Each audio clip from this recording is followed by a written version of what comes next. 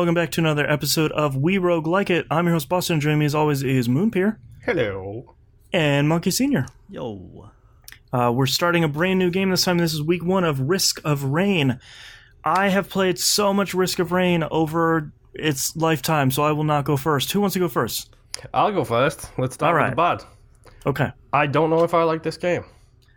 Fair enough. Like, at all. Okay. All right. So let's do the usual business for the first game of the first episode of a new game. Boston format platform. PS4 and Switch. Okay. Monkey? What? Which platform are you playing on? Switch. Okay. I'm playing it on the PC. Okay. I have a PC that should be able to run this game. This is not the same issue we run into with Sunless Sky. Okay. All right. This is not the dual video card issue. Okay. No, this is not the dual video card issue. It runs fine. Okay. The PC controls are hot garbage. Mm-hmm. Yeah, so funny story about Risk of Rain. It was created in a very early version of Game Maker Studio. Uh-huh. And it doesn't support controllers because Game Maker did not at the time. Uh-huh. And the mouse and keyboard controls are a thing. There is no mouse controls. Let's get that out the way first and foremost. Well, yeah, that's... I was extending mouse to clicking things on the menu, but that's as far as it goes. Doesn't count. The menu control doesn't count. Yeah. That's like saying Destiny has a mouse controller when it's true. Just a circle that's God, if on only. the screen. Yeah. So yeah, let's talk about that. So I don't want to sit at my desk and play games when I get home. Right. During my free time. I think we've talked about this on the show proper. I spend anywhere between 8 to 14 hours a day sitting in front of a computer, furiously losing my mind at my job. I don't want to sit in front of a PC at home. Very fair. I have a Steam Link. So I tried playing this game through my Steam Link. Now the pieces are starting to come together. Uh-huh. Yeah. So I don't like using a keyboard on my lap, and I haven't found a lap board that sits well with me as of yet. Right. And honestly, you stick me in front of a keyboard where, like, I'll be honest, I can't touch type. I have to look at the keyboard to type. Okay. But I can type fast. Sure. And it's one of those things where, as fellow office monkeys that we are, we all know that you can feel when you make a mistake. You don't have to see it. You can feel when your fingers hit a wrong button, and you're just like, okay, delete that, hit the right button, problem solved. You don't have to look at the screen to see it. I cannot do ZXCZ to save my life, because that's the ability buttons, which is 1, 2, 3, 4. Oh, that's rough. And then A is to interact with containers. Oh, that's really rough. Like, my little finger is not wired that way. Make it spacebar, which is jump. Make it something else. Like, just give some... are you looking at your keyboard there to try and figure it out? Yeah, I was too, where I'm like, ZXC... Oh, that's terrible. Mm-hmm. And the arrow keys are the move keys. Yeah. Oh, right. And it's really difficult to try and do a diagonal jump on a keyboard when it's on your lap and like that. You got 2 cats on you, and... Exactly. Literally most of the day I have 2 cats on me. What I did when the PC version first came out is I downloaded Joypadder, and I was able to use that to use my Xbox 360 controller with the game. The only thing is you'll still have to use a mouse for the menus. So, good news time. Oh, okay. They have actually put in controller support now. Hey! You have to activate it via the start menu. At no point does it actually say we have controller support. It's literally just a case of I happen to pause the game and it's like, controller options, controller. And I was like, wait, what? Wait a tick. I literally had a controller switched on and plugged in when I launched the game to make sure that if you had controller support, you would automatically switch to controller support like most places do. Right. It's so funny, like, that's the level of support we expect out of PC games now, like that's in just a short couple of years. It's like I want to plug in a controller or have a controller already on. It enables it, it configures it. My button mappings are correct, and like it should just work. And Risk of Rain is a little older than that, sort of, unfortunately. Yeah, it's part of my problems with Necrodancer on PC is unless you use the community mod, it shows PlayStation buttons by default. Oh, which interesting. It usually doesn't happen on PC games. Yeah, usually it's the flip side. Normally it shows the Xbox controller buttons rather than the PC. It's like, okay, that makes sense. That's funny. But no, they do have a community mod that changes it to the Xbox version, so that's fine. So I had to load up the game, I had to go into the options, I had to turn controller support on, and essentially it does that. It fakes the controller as a mouse and a keyboard. The triggers and bumpers are all your ability buttons now. A is jump, X is interactive. That's good. Yeah, it's the right mapping, yeah. Exactly. I played this game for 2 hours and feel like I made zero progress. Yeah. Yeah, the beginning of Risk of Rain, I think, is too difficult until you get like that one run. You don't say.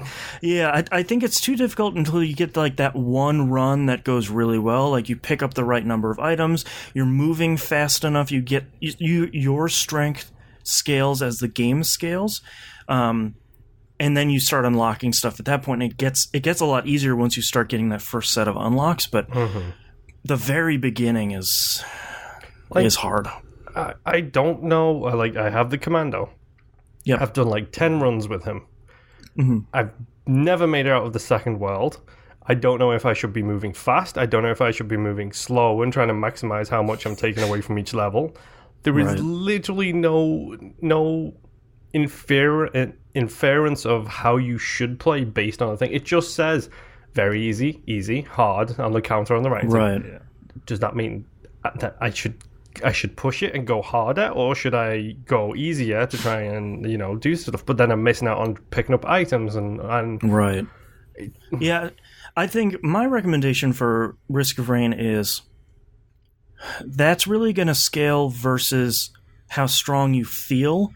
Like if you finish the first level and you don't feel super strong and you had some trouble with the boss, definitely scour that area for probably 2 or 3 minutes, maybe maximum. Get as many items as you can, then go to the next level, because your money turns in experience when you go to the next level. You don't get to carry it over. So you sort of want to squeeze as much as you can out of the level without extending your time too much. It's like how much time is on the clock when you're hitting level 2? Honestly, it fluctuates. I've done it with like 4 minutes left. I've done it with 7 minutes gone. Like depending on the boss. And you mentioned struggling with a boss. There is one boss I don't struggle with, and everybody else I struggle with. That stupid fire snake can go straight to hell. The lava worm? Yeah, he's the worst. Yeah. The giant octopus, he can go straight to hell too. Oh, the jellyfish guy that shoots the bullets? Yep, he's not great. He's also really not great in Risk of Rain 2. He's the worst. Iron Golem? Give me him every single time. Easy. Yep, easy peasy. I'll take him. Oh. Yep. Yeah, the worst part is when, as the game gets harder and harder, once you max out the time bar, basically they start spawning enemies as regular bosses as regular enemies. There are times where you're fighting like 2 or 3 of those magma worms, and it's the worst. It's a nightmare. Jeez. Yeah. So yeah, I'm obviously it's week 1. We're gonna give it some more time. I have left week 1 with a very, very, very bitter taste in my mouth at the moment. Yeah. From understandable struggles to get it set up to the ridiculously hard difficulty spikes it feels like, and it's okay. It's all well and good saying, okay, you just move fast through the levels. It's like, okay, but my guy moves really slow. There is there isn't even like you can't even click on people and say, how do you unlock these characters? Like, yes, Isaac, give it full credit where it's due. On that character select screen, it's like, there's Isaac. That's all you've got. You spin it around. It's like, make two devil deals. Hold 55 coins. Exactly. I will agree with that. And there are more characters in the game than there are slots there. Mm-hmm. So there are a couple of semi-powerful secret characters too. But yeah, it is. I feel like I think you hit the nail on the head for what I think makes or breaks a great roguelike. Is I think Risk of Rain would be a lot better. And again, this is probably largely due to its age. I think it would be a lot better if it had any tutorialization. Like, hey, you have to go find this gate and activate it. That'll call the boss after X number of seconds. But you don't have to activate it right away. You can farm some enemies, get some experience and items and stuff. Mm-hmm. It never really tells you that. Mm-hmm. Even worse, when you get to the final gate, forewarning for anyone who's playing this for the first time, when you get to the final gate, the button that you usually use to activate the gate, call the boss, and go to the next level will start you over again. It will go back to the first level. So if you want to farm the game, you can do so.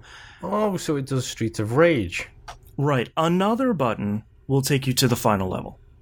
So you're on like the 5th or 6th stage, and you're like, yeah, I'm just going to hit. Why am I at the beginning of the game again? So that is... It's an old game with a small team, and small teams have come a long way since this, I think. Yeah, I mean, I can forgive them, even if it's a case of it's a bigger team or whatever. It's a design decision that they made, and that's fine. That you live and die by your design decisions. The fact that there is a Risk of Rain 2 tells you this was successful enough. Very much so, yeah. Their design decisions were correct for the time. Right. Maybe it's just a case of I don't really want to fudge with how difficult this is right now. Right, yeah, sure. Like I said, I'm going to give it some time. I'm probably just going to do my classic thing of I'll hop in, do a couple of runs. Hopefully, eventually, I'll have that. Like you said, it's the best. That one run. That one run. Yep. Like you pick up the ukulele and you'll start doing some serious damage. Ukulele is probably one of the strongest ones. That's the electric one? Yep, where it like chains electricity. Electric? Yes. Yep. I have unlocked it and I have found it once. Yeah. But boy, that soundtrack rips though, huh? Yes. Soundtrack is so good. Something I will say, like literally my notes are, I don't know if I like it. Controls are bad / controller support. 2 hours time, nothing made. Music is amazing. Like literally, that's my notes. Yeah, I should start playing with sound on then. Oh, the soundtrack is so good. I'm not gonna lie, Monkey. It's a killer soundtrack, and it's got that really good feel of like that space sci-fi, like synth 8-bit kind of sound, and it's just and then the wailing guitars come in, and you're like, yeah, this is the stuff. Yeah. How about you, Monkey? James? Yeah, how are you feeling this week? I actually really liked it. So a few years ago, I tried it out, and was it based on a certain somebody's recommendation? Somebody. The Vita Viking, more likely. But yeah, actually, I think I don't know where I heard of it, but I tried it, and like you, I really didn't like it. But after playing it this week and like actually playing it, it's growing on me, you know.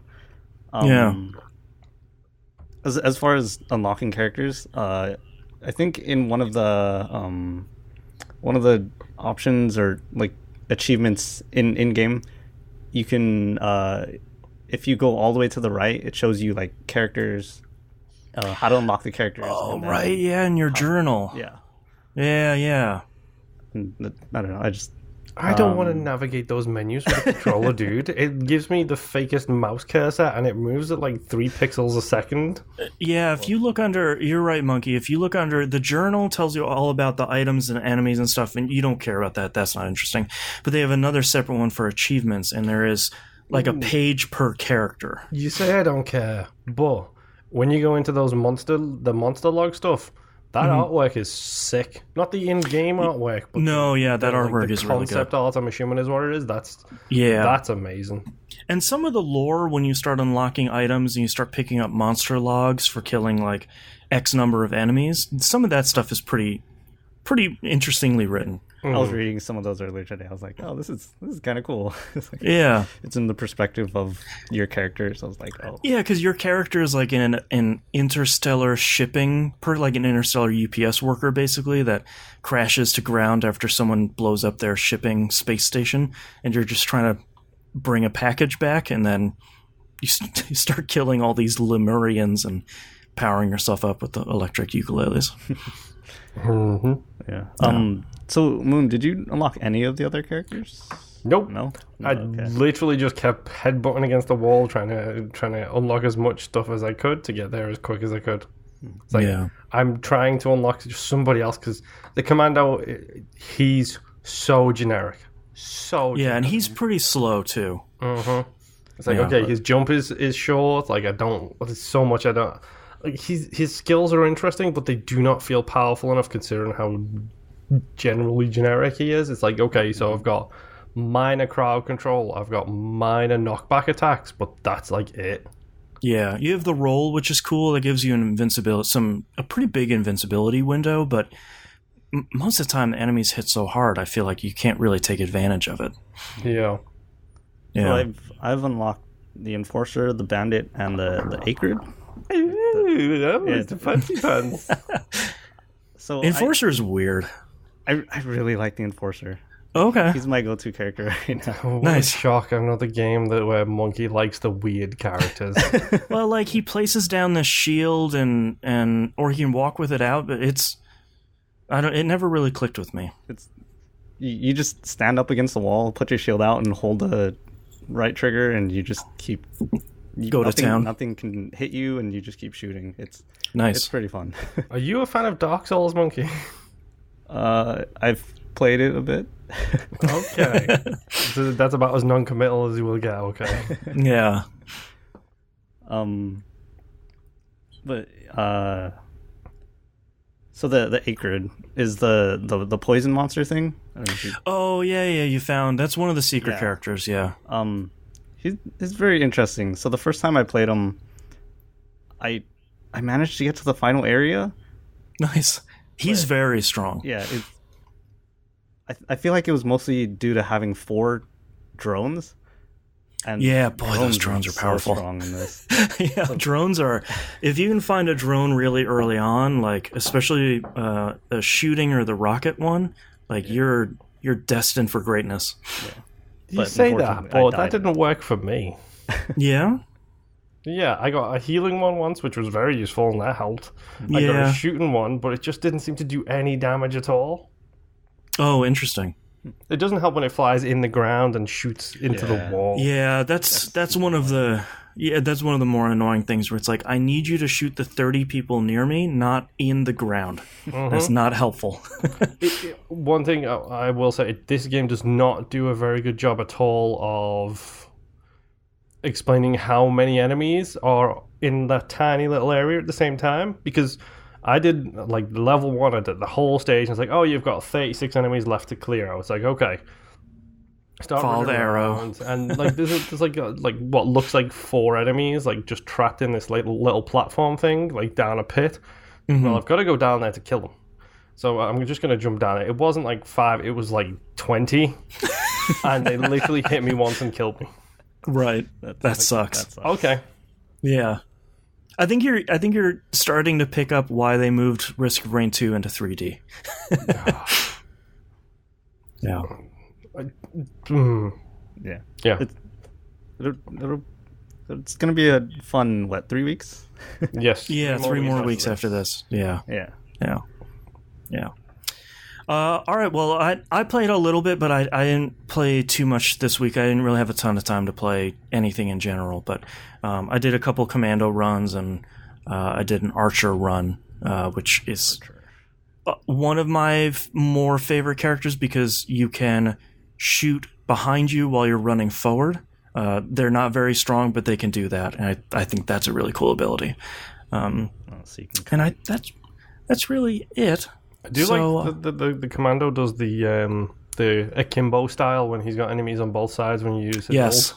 And he's just like pow, pow, pow, pow, pow, pow, pow. Yeah. I think commando is usually the one I I play the most as because it's the blank slate. But I will agree with you. I don't think it's the most fun. He is the Isaac of the game. Right. I mean, it's a little unfair because I have everything unlocked at this point except for a couple of runes. Or modifiers, what do they call them? I don't remember. Artifacts, I think. Artifacts, yes. I have a couple of... I'm missing like 3 artifacts, and I never remember where they are.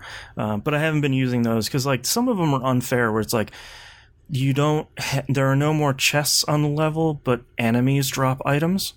So it's like, okay, so I'll just be farming ungodly powerful. Yeah, I'll be like ungodly powerful in about 10 minutes. So not really playing with those. But I think that's it for our very first week. So we'll see you all next run. Bye.